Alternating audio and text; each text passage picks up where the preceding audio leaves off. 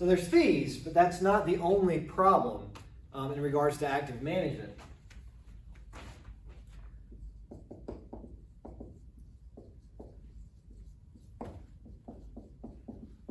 The other problem is that these funds are not always in the market. Okay, and this is something a bit more nuanced. Fees, easy to understand. You're paying for something, right? But a secondary problem with these actively managed funds is that they're not always in the market. So let's picture that I'm an actively managed fund manager, right? I'm somebody who goes in and picks stocks.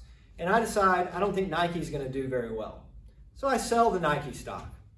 I spend a little bit of time researching and I buy some McDonald's stock. In the meantime there, my money wasn't invested. In that short period of time that I had here, I was not in the market. And the problem is that the market, on average, goes up. And if you're not in it all the time, you're missing out on return. So you can kind of think of it this way. If you're out of the market 20% of the time, well then your returns are going to be 20% less than somebody who's in the market all the time. Okay? There's a famous expression that time in the market beats timing the market. I don't know who said this first, but it's a nice phrase to remember. Basically, if you can just get your money into the market and leave it there for as long as possible, that's going to be better than trying to decide when your money should be invested and picking and choosing what stocks to buy. So the good thing about passively managed funds is they're always in the market close to 100% of the money's in it, right?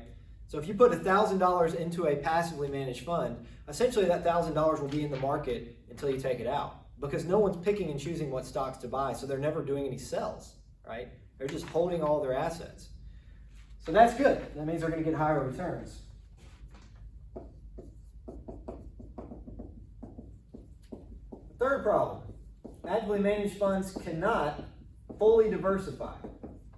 This is not necessarily a problem, but it might be, okay? If you're investing in a fund and you're not necessarily needing full diversification, well, this is no big problem. But a lot of people invest their money into just one fund. A lot of people who plan for their retirement are not doing complex things. They're just investing in one fund that's well diversified. And frankly, that's probably a pretty reasonable way to do this, right? Keep it simple. The problem here is if a fund is actively managed, that means that they cannot be fully diversified. For example, as a fund manager, I said before, I think Nike's going to do poorly, so I sell my Nike stock. Well, I can't be as fully diversified as a passively managed fund if I've chosen to exclude a company.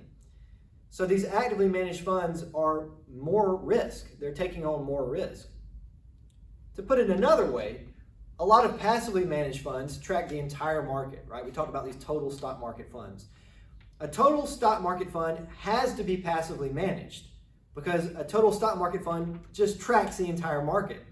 If you deviate from that at all, you must be taking on more risk than the market because there's no way to be more diversified than completely diversified.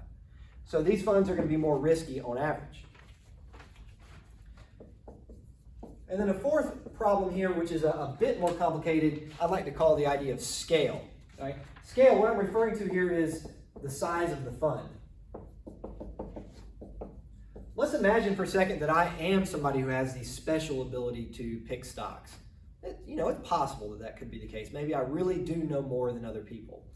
So let's say that I've got $1 million that I invest. If I really am super skilled, think about what I would do with that $1 million. I would search out and find one really good deal, and I would invest in that company. And if I really know what I'm doing, I can earn pretty good profits from it. Here's the problem though, okay? Let's say that because I'm so successful, people want to invest in my fund. They call me up and they say, Brent, I'd like you to invest my money, take more of my money, take more of my money. Soon I'm a fund manager, and I have $10 billion invested. Am I going to be as profitable with the 10 billion as I was with the million? It's tempting to just say, well, I can still do the same stuff and still earn profits. But here's the problem, right? With $1 million, I can go find one little specific deal and invest in it and make a profit. But with $10 billion, I have too much money to do that. Right? Here's the thing, when you buy stock, you drive up the price. So if I buy $1 million worth of stock, that might only drive up an individual stock price a little bit. But if I spend $10 billion, it's going to drive it up a ton. So I can't spend $10 billion because as the price goes up, at some point it's not worth it to buy anymore. So maybe I only spend, $100 million of these funds on my one really good deal. Now I'm left with a huge pile of money that I don't really know what to do with. So the problem is, the more money you have, the harder it is to fit that money into a really good deal. So while there may be some people who are really good at picking money, the problem is they end up with so much money invested in them because of their skills that it renders them useless. So scaling is a big problem, right? Now it seems like a good time just to make a quick note about financial advisors and financial planners. You might decide that you don't want to deal with managing your money on your own. I hope you don't make that decision, because once you've taken this class, I think you'll know pretty much all you need to know to do 90% of your financial planning. You might decide, though, you want to contact somebody. You have some different options. You might contact a financial advisor. Financial advisors are a little bit different from financial planners. If you're trying to plan for your retirement, probably go the financial planning route. If you like this class and you find this stuff interesting, becoming a financial planner might be a good deal for you as well, if you really like this sort of material. So you need to think about what to do in terms of hiring a financial advisor. One thing you might look for is you might try to find a financial advisor that is a fiduciary. It's kind of a strange term. A fiduciary basically means that this advisor or planner only does what's in your best interest.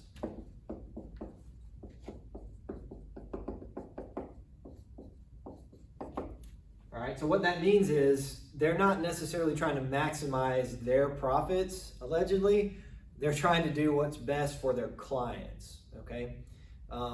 I have a hard time believing that everyone who has this stamp of approval as a fiduciary is really doing that, because I know that people are selfish, but I would pretty much always pick somebody who's a fiduciary over someone who doesn't have this designation.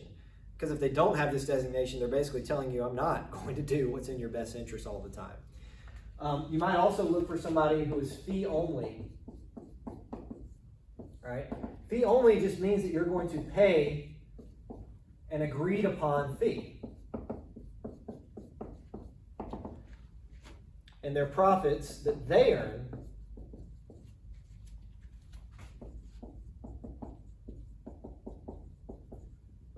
will not derive from the investment choices. What I mean by this is, if you invest somebody who is fee only, once you've paid the fee, they don't really have any incentive to try to screw you over at that point. In fact, they have an incentive to do what's best for you so that they can keep you as a client. So this means they're not going to put your money into some sort of fund with a high expense ratio, because they're not the ones getting the profits from the expense ratio. Their profits come just from your fee. All right, and fees vary, but you might pay something like a 1 to 2% fee based on how much money that you have in your account. Usually financial planners charge less when you're investing more money in regards to the percent. So if you go into a financial planner's office and say, I have $10 million to invest, you might be able to negotiate to pay less than 1%, because $10 million is a lot of money, and 1% of $10 million is 100 grand, right? So the more money you have, the lower the fee they're going to charge you in percentage terms. The less money you have, the more they're going to charge you, okay? I would say that for a lot of people, a financial planner is a good idea, but I think if you're taking this class, and let's say you get an A in this class, I think you probably have what you need to be able to manage your own finances if you're willing to put in the effort. And this 1 or 2% fee, it does add up, because that 1 or 2% that you're paying could have instead been investing in the market and earning compounding interest. That being said, financial planners can be very helpful for some people. I'm just hoping you're not the people that need a financial planner. You always want to think about incentives. I've probably already beaten this point into the ground, but I just want to make sure you understand this. Anytime anytime you're seeking financial advice, think about the incentives that the other person has, okay? Let's think about my incentives. I earn nothing off of you guys other than your tuition. You've already paid your tuition. I'm gonna get paid regardless of whether you drop right now. I'm gonna get paid regardless of what your grade is in this class, as long as I don't get fired, okay? But I wanna be a good teacher. I wanna do a good job of teaching. I have no financial incentive to screw you over, right? But if you call somebody up at your company and you say, I'm trying to decide how to invest, think about what's gonna happen, all right? You contact HR.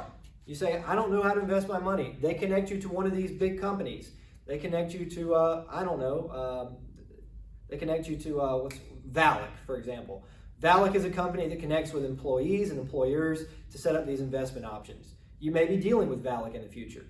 Think about the incentives that a representative from Valak has. You call them up and you say, I don't know what I'm doing. I need help investing. The first thing you're going to recognize is if you say you don't know what you're doing, you're not going to understand sales load charges, right? Those front and back end load charges we talked about. You're not going to understand that. And you're not going to understand expense ratios. And all of their profits are based on expense ratios and these load fees. So they're probably going to put you into a fund with high expenses. Okay? So whenever you're investing, you have to know how to do it yourself to avoid getting screwed over, because they get massive profits off of people who don't know what they're doing. All right? So think about incentives.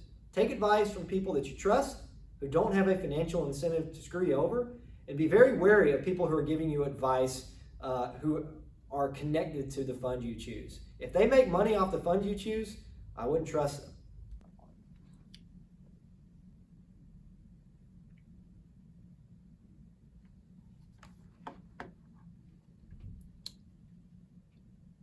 Hey everybody, I did just want to take a moment and look at some actual real world stuff that's going on right now, and look at some funds, some index funds that are available to trade. First of all, I just wanted to take a look here. This is the performance today. Today's June 10th, 2020, and the S&P 500 is down about 0.5%. The Dow is down about 1%. The NASDAQ is up, and the Russell 2000 is down substantially. And you know, based on what we learned about stock market indexes, I hope you could kind of interpret what's happening here. So if the S&P 500 is down 0.5%, that's a good indication of how the market's doing overall. But remember, the S&P 500 is just the 500 biggest publicly traded U.S. companies. Those 500 companies make up the bulk of the total stock market in terms of market cap. In other words, although there are, more than 3,000 companies in the U.S. stock market, these top 500 here represent more than 50% of the total value from the market. In fact, I think it's closer to 90% of the overall U.S. stock market is made up of the S&P 500 when you consider market cap. So this being down kind of shows you the market as a whole is down. The Dow Jones Industrial Average here is down about 1%. Remember, this one's price weighted, which makes it really clunky and difficult to interpret. But if you had to interpret it, you might think that the biggest companies are doing not so great today. The NASDAQ, remember, this is mostly tech firms. So you might think that firms that are basically in the IT world did well today for whatever reason. And then this last index over here that we haven't mentioned, but I do want to make note of, the Russell 2000 is primarily made up of small caps. So for whatever reason today, small caps really got hammered. Maybe it has something to do with the Fed's decision here to keep rates low. I don't know. So if you look at these different indexes, you can kind of learn a bit about what's happening on a day-to-day basis.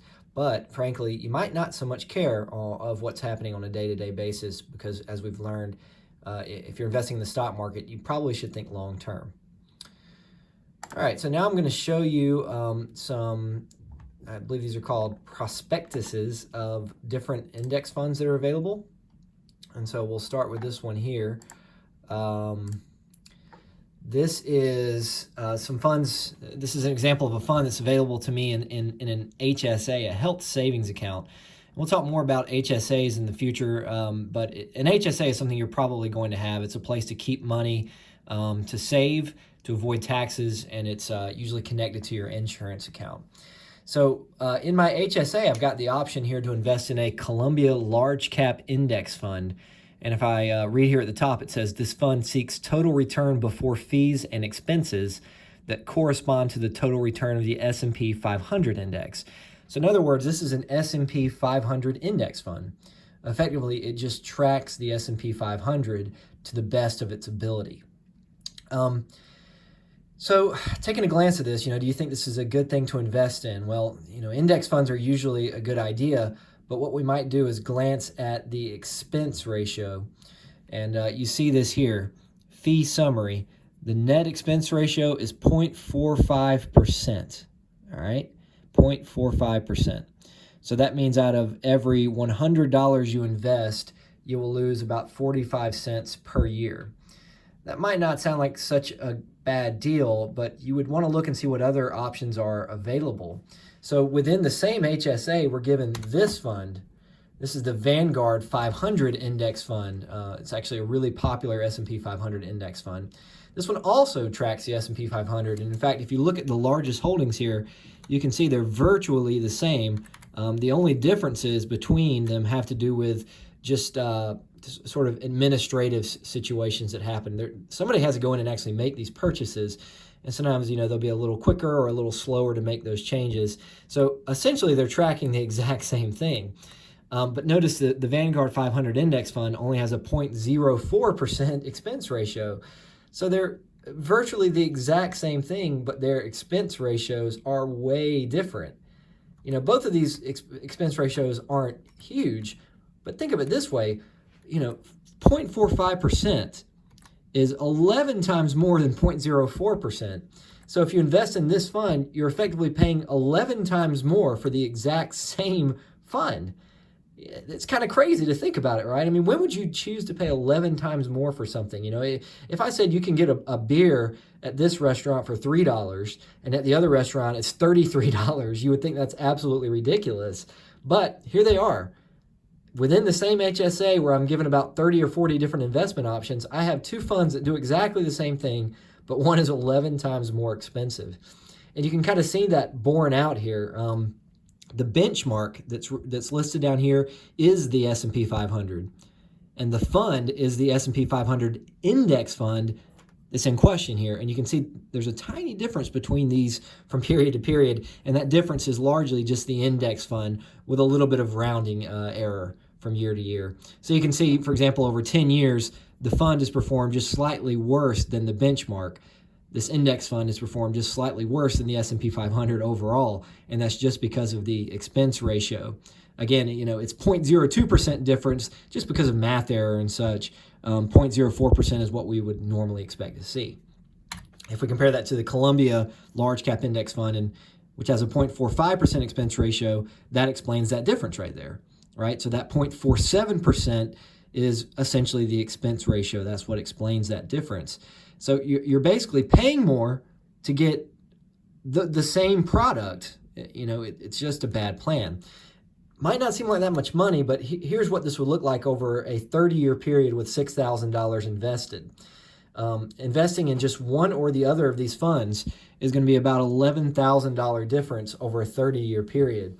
And, that's why I love teaching this class, because I'm going to help you avoid mistakes like that are really easy to avoid, right? This isn't exactly, something's complicated, but people make the mistake all the time of choosing funds with very high expense ratios. So you definitely want to choose lowest expense ratio, especially when you're comparing basically the exact same fund. Let me show you an example of a really crappy fund. This is one that I mentioned in a prior video. I actually had a colleague from Georgia College approached me asking for financial help, and most of her money was in this account here. You can see here that the expense ratio is about 1.2%, okay? I'm not going to get into the specifics here of why these are different, but about 1.2% is the net expense ratio here. And on top of that, there's a sales charge. Specifically, this was a back-end load fee. So when she sold this fund, she got charged 5.75%. The tempting thing here is to look down here and notice this fund is actually doing quite well. It's actually doing better than the S&P 500, but that is not necessarily meaningful. try to explain this to people all the time. You know, they always talk about, you know, how do funds perform? And they look at a fund like this that's doing well and say, well, why shouldn't I invest in this fund that's doing very well? The problem is that these different companies will create hundreds and hundreds of different funds. And let's just imagine that all of the funds are just randomly selected. Well, if you have 500 funds, some of them are going to do extremely well, right? And some of them are going to do extremely poorly. So let's think about it. If you have some funds that are doing very poorly, what do you think would happen to them? They go away, right? They go away. And then the funds that are doing very well, of course, will stick around and continue getting people to invest in it. The problem is that if you have 500 different funds available, it's just luck that you'll have some that do very well. So it's actually something we would call a survivor bias or a survivorship bias, right? The funds that happen to do well stick around, not because the funds are inherently good necessarily, but because they just happen to be lucky and people continue to invest in them, right? So I would love to track this fund and see how they do over the long run. You know, they've done pretty well over a 10-year period, slightly outpacing the S&P 500. But notice, you know, over the last 3 months here, and over the last year, and over the last 3 years, in fact, and over the last 5 years, they've underperformed. So they had a window where they were doing well, but recently they've done worse than the S&P 500. And I suspect that trend would continue because the efficient market hypothesis suggests that you can't pick and choose stocks. It's just not possible.